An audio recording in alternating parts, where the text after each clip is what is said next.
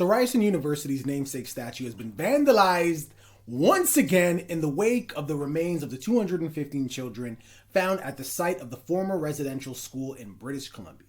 Ryerson, so Ryerson, the actual person, was an architect of Canada's residential school system, which aimed to convert and assimilate Indigenous children into Canadian culture, and saw them suffer physical and sexual abuse as well as death. Last summer, the statue was also defaced during a demonstration where protesters called for monuments that represent slavery, colonialism, and violence to be torn down. Y'all remember that, of course. In February, the magazine, long known as the Ryerson Review of Journalism, temporarily removed Ryerson from its name as the school is reviewing the names of two of its student publications, The Review and the Ryersonian, due to their namesake history. The university also, they're not done yet, they also created a task force that will recommend actions to reconcile the legacy of Egerton Ryerson. Where did you go to school again? UFT. Okay, I thought you were a sellout. No, I'm joking. What would the sell? What was it? Hold on. What is this? What would the sellout be? I don't know. It just felt right. But is that York? But let me show you guys the handiwork here that was done. I think it's kind of cool. Can you guys see that? You can see that. You can see that? Yeah. Threw some fake blood on them, or it might have been real blood. I don't know. Here we go. Here's another one. I mean, either they got the number wrong or they know something that we don't know because it says 221. Yeah, okay. There were 6 undocumented that were more undocumented than the rest. And then we got some more here. The reality is this is nothing new, right? Like a lot of these, they got streets. That's not the only school. I was about to say, Ryerson needs to educate their students a little bit better, because I don't know when this school was founded, but that statue had to be there for a pretty long time. Right. So, I don't know. Maybe you should have educated yourself as to who the person was before you decided to wait till this moment to deface it. Because me personally, I went to Sir John A. Macdonald High School, slave owner, and then there's Ryerson schools. There's this is nothing new. You're right. Like, how many schools have we already attended? I would ask, do you think they would go as far as to rename the school? That's not happening. Why not? That's not happening. Because that is something that on the business side, that would take a lot of money that they don't want to spend. You'd have to rebrand everything. You'd have to re-register everything. You'd have to change up the structures, blah, blah, blah, blah, blah. It's a huge thing to just change one little name, especially when you've been established for so long. And then you got to rebrand, because now people got to know that what was once Ryerson and built up that credit is now Everest College. I don't know, man. Hey, man, don't be knocking Everest. I went to Everest. So I'm saying, No, I'm joking. I'm joking. You can knock Everest all you want. But what I'm saying, though, maybe they put like a little asterisk next to Ryerson. Disgusting human being, contributed to the murder and sexual abuse of Indigenous minors and so on and so forth. We can get creative. Not too creative because it's all facts, but you get it. Maybe they could just do that. So when you get your diploma or your whatever it is that you got from Ryerson, you have to read the back, because it's going to continue on with the school that you attended. The asterisks. Exactly. Previously known as. I don't think there's enough famous people that the people who name these schools can find to rename them after. You understand? Because they've already chosen all of the colonizers, all of the slave owners, all of those who have used their power and their money to gain status in the early creation of this country. So once they start changing one school name, then, like I said, I went to Sir John A. Macdonald High School. They're going to change that too? They're going to change all the Sir John A. Macdonald High Schools? Yo, what about that nigga that played for the Argonauts? What's his name? Pinball Clemens? Yeah. Name the school after him. Listen, in Mississauga, they had a school that they just named after Hazel McCallion, the oldest mayor ever in the history. She will never die. I will pass away before Hazel McCallion will pass away. Okay, so that is somebody that the things that she has done, those are the type of people that we can name things after. And I don't know her personal life. I hope to God that nothing comes out in the future because she's built herself a very good reputation. So yes, there are people, but I'm saying it's like with everything else. You change one place, you're gonna have to change everywhere, and the people that are in power don't want to do that. That's This gonna cost this them is money. this is the thing, and we could keep it moving. But this is the Mm-hmm. thing. Obviously, it was a different time.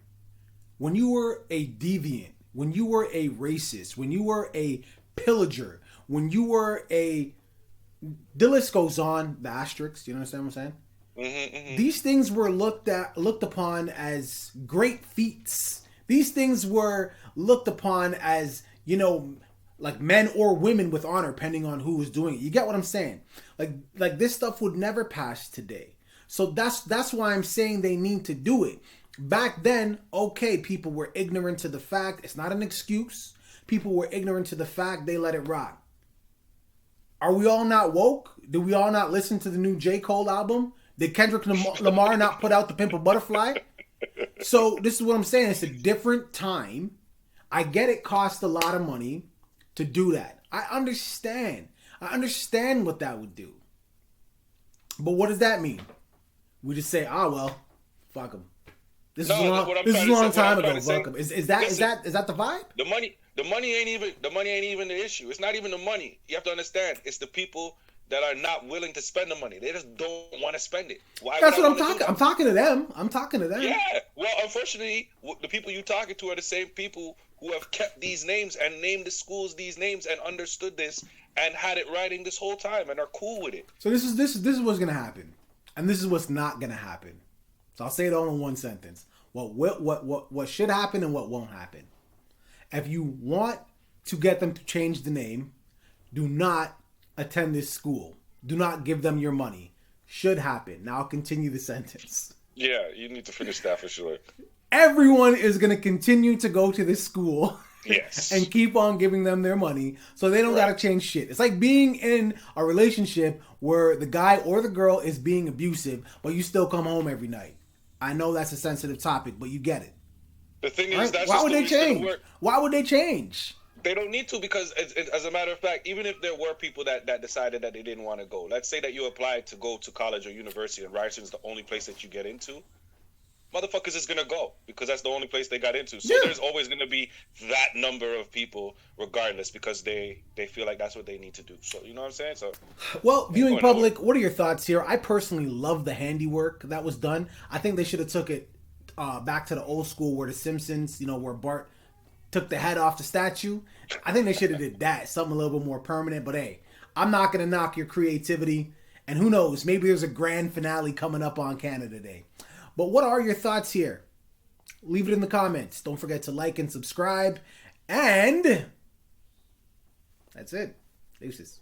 So today is officially the day where we are supposed to be out of lockdown. Ontario, the lockdown for a year and a half, off and on, is supposed to be officially over as of today. I say supposed to be because if you read more into the details, you'll find out that it's actually not over, that it's actually still the exact same rules until about June 14th.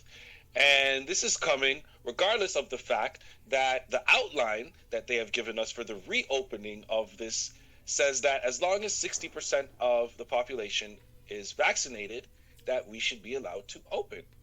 Now, as of May 31st, according to all stats, 67% of all adults have received their first dose of the vaccine, right? So this is cool. It's a step forward. I guess they're going to take their time to make sure everything is properly aligned in these next upcoming weeks that we're out of lockdown, but still under the same rules, because technically the emergency brake has been pulled, but all non-essential businesses are still going to be closed. You still can't go to the restaurant to sit down. You still can't go to the gym.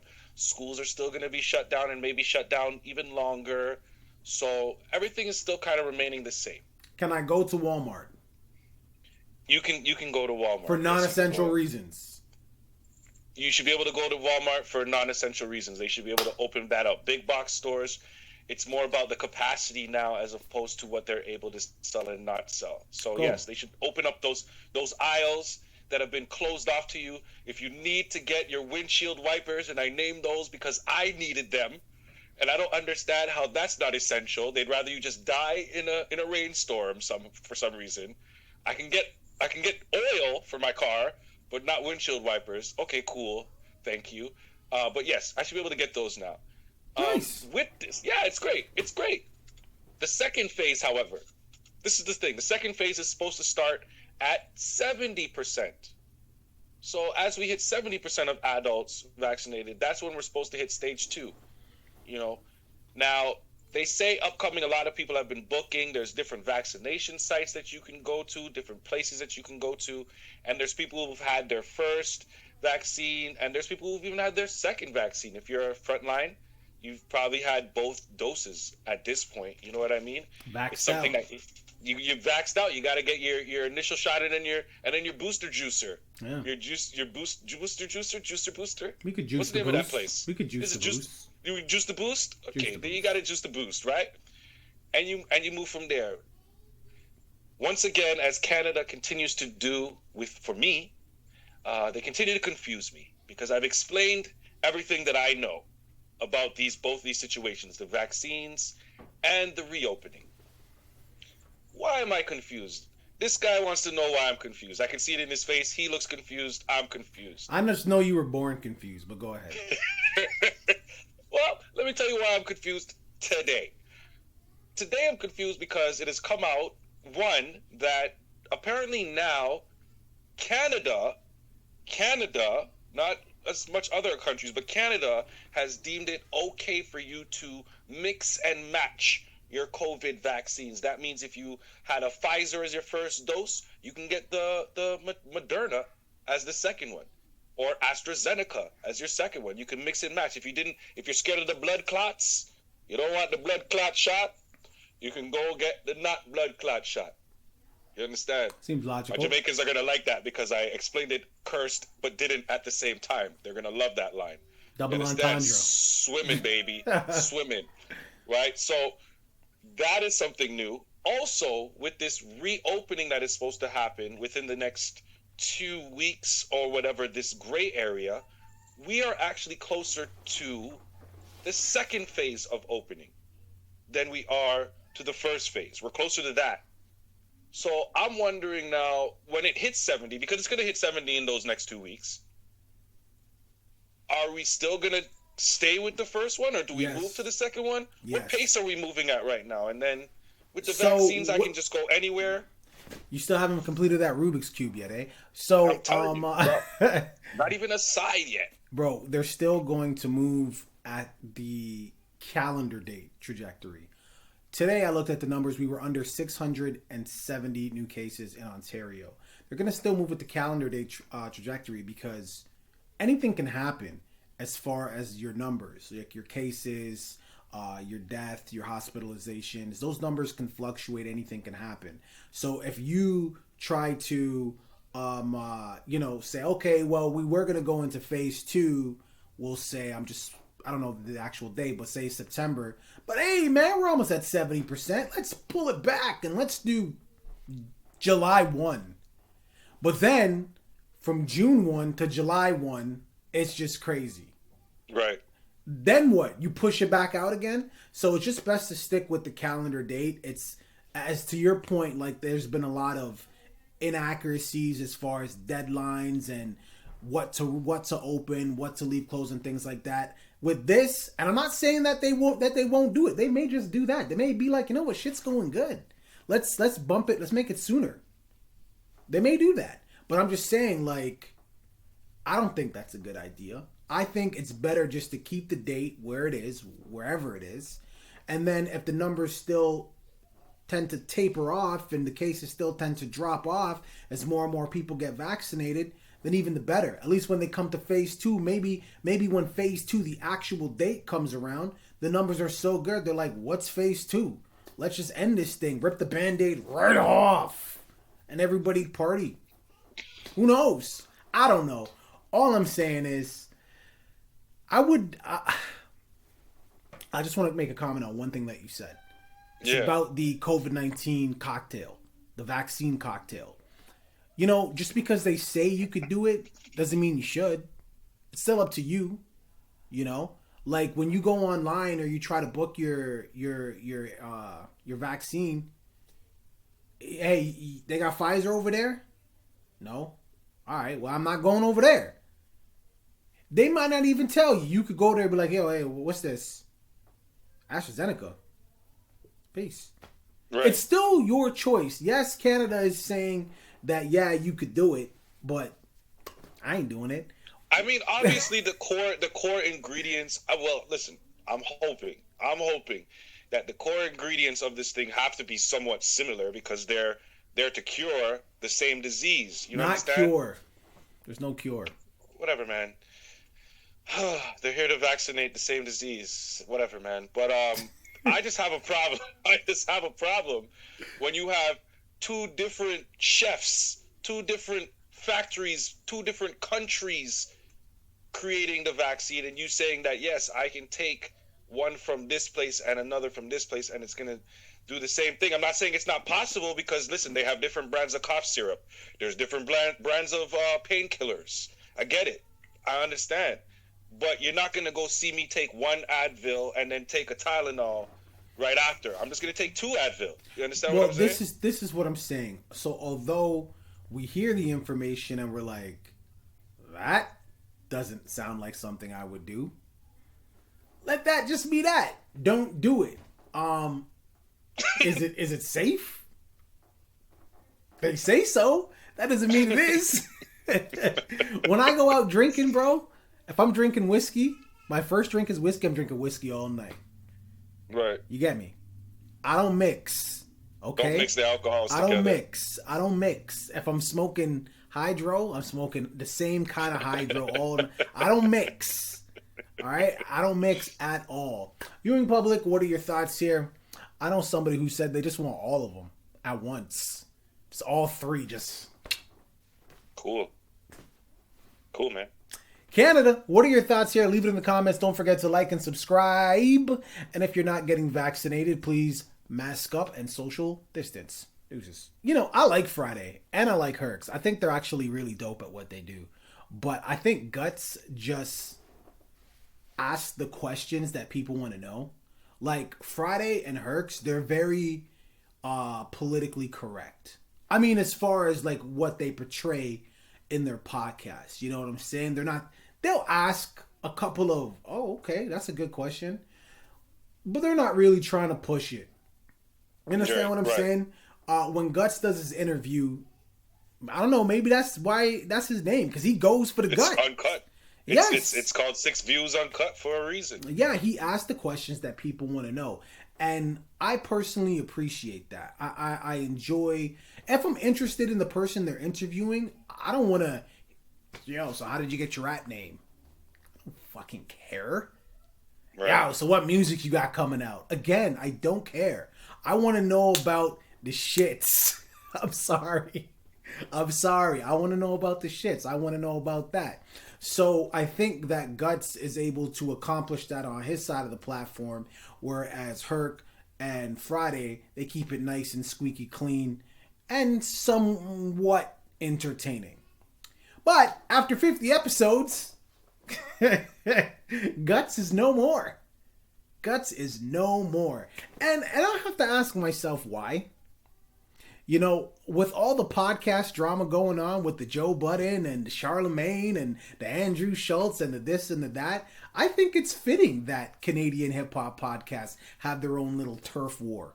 You know, so I'm enjoying this drama, but I would like to know why after 50 episodes, why is it just peace? You're out of here. So if there was some sort of creative differences, Guts may have been saying, yo, let me do it this way. I want to do this. Let me try this. Friday might have been saying, yo, what you've been doing has been working. Let's just keep that going. Guts is like, I don't think so. Peace. I'm not saying it's no street shit. I'm just saying it could be creative differences. And if that's the case, That's whack. Because Friday and Herc, I will tell you this again. I enjoy what you guys do on the main stage, but we need the backstage. and Guts was bringing the backstage. So I don't know what y'all gonna do now. What are your thoughts? All right, my piece. Here we go. Um, Now, as far as the We Love Hip Hop platform, as far as Toronto hip hop and podcasts, we have to say that as for their niche, they're definitely one of the top people that people look at, people pay attention to. They have a pretty notoriable people follow them. So they built something over there. You understand what it is? They built something for a long time. And obviously with that comes experience and probably comes a lot of this is how things are done and this is how things are not done, you know? Guts for me came out of nowhere. I don't know a lot about him before the podcast, but when he popped up on the podcast at first, I was like, "Whoa, this is pretty cool," because it looked to me like Friday was kind of just giving one of his boys a shot. And it's now one of his boys, he saw an opportunity for him. He said, "Listen, I'm gonna hook you up. I'm gonna do that." It seemed like there was some kind of friendship there, and even with Gucci, even with Gucci, the videographer as well, they just seem like they're boys. They take the group shots together, the pictures, you know what I'm saying, the post, and it doesn't seem like it's just for content because they have enough. They have plenty. They put out how many different? They got Zay Links, they got 6 Views, they got We Love Hip Hop. They do the news, they review videos, tons of things. IG Live, tons of things, right? So it was crazy. So when he came on, I said, okay, this is dope. Then I started seeing his interviews, and like you said, it's a little bit different. They came with something a little bit different because it's only on Guts that I'm going to see them talking about eating pussy and doing these motions, and I'm not going to say what that relates to, but like, you know what I'm trying to say? They're going in with all that type of stuff, and it's entertaining, you're right, for the people that you watch. But when you build something and you have a way of doing something, and I don't know if there's a beef, and you build something and you have a way of doing something, and somebody comes in with some new ideas, sometimes you got to be willing to bend and break and adjust because sometimes it's fresh eyes, you know. And I love We Love Hip Hop podcast, but one of the biggest crutches and one of the biggest hits that I know that they take is people knock them all the time that they've been doing this for so long and it doesn't seem like the production quality has increased, which is a lie.